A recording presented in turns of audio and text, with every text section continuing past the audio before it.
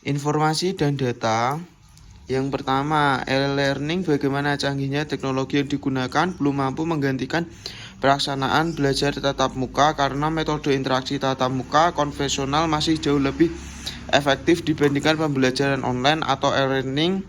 Selain itu, keterbatasan dalam aksesibilitas internet, perangkat keras hardware dan perangkat lunak software, serta pembiayaan sering menjadi hambatan dalam memaksimalkan sumber-sumber belajar online. Dikutip dari Yaumi 2018. Yang kedua, Menteri Pendidikan dan Kebudayaan Republik Indonesia mengeluarkan surat edaran nomor 4 tahun 2022 tentang pelaksanaan kebijakan pendidikan dalam masa darurat penyebaran coronavirus disease COVID-19 yang berlaku untuk seluruh masyarakat yang mengenyam pendidikan di Indonesia. Di samping keharusan belajar dalam jaringan yang menjadi kendala lainnya adalah kurangnya fasilitas penunjang pembelajaran online. Yang ketiga, tingkat semangat belajar murid juga memicu akan efektif atau tidak pembelajaran online ini, mengingat budaya belajar tatap muka yang masih melekat dalam diri sehingga selama kegiatan belajar online ini tidak jarang banyak murid yang merasa jenuh atau bosan sehingga membuat hasil belajar yang diharapkan tidak efektif. Dikutip dari Brilianur Dwi C.DKK 2020.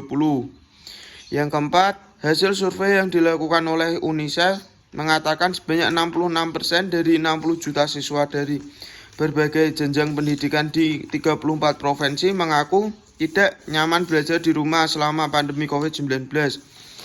Dari jumlah tersebut, 87% siswa ingin segera kembali belajar di sekolah, lalu 88% siswa juga bersedia mengenakan masker di sekolah dan 90% mengatakan pentingnya jarak fisik jika mereka melanjutkan pembelajaran di kelas. Dikutip dari kompas.com, 2020.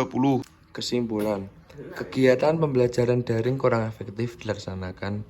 Hal ini disebabkan oleh beberapa faktor, yaitu diantaranya fasilitas seperti HP, sinyal internet, kesibukan orang tua, kemampuan penguasaan teknologi, kemampuan ekonomi, kuota internet, serta keterbatasan dosen memberi materi.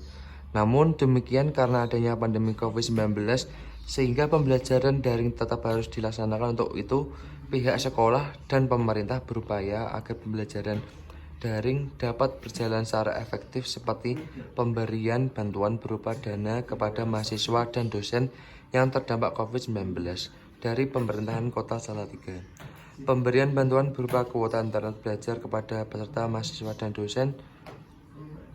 Dengan demikian, kegiatan pembelajaran daring diharapkan dapat berjalan secara efektif dan mencapai hasil yang diharapkan. Sekian dari presentasi kami. Jika ada kurangnya, mohon maaf. Terima kasih.